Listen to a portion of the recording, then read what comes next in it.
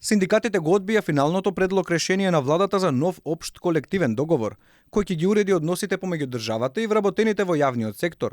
Најголем камен на сопнување во преговорите биле методологијата за идното покачување на платите и делот за исплата на К15 додатокот. Се договоривме дека за 2 дела дена ќе треба да имаме нови предлози доставени и од наша страна и да продолжиме со разговорите.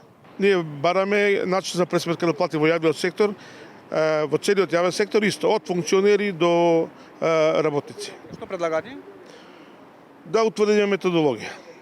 Работниците кои работат во предпријатијата кои се загубари не смеат да бидат дискриминирани и да не земаат К15 како што предложила владата. Вели Маријан Ристевски од Конфедерацијата на синдикати, кој додава и дека за досегашните преговори не бил воден записник, не се знаело кој што предлага и што е прифатено, а што отфрлено.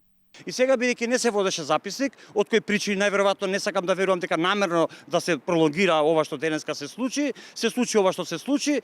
Пазите, они кажуваат К15 нема да земат фирми, предпријатија кои што не се недобростоечки, кои што се загубари. Знаете што е тоа? Баш сега настана дискусија и од другите колеги во синдикатот.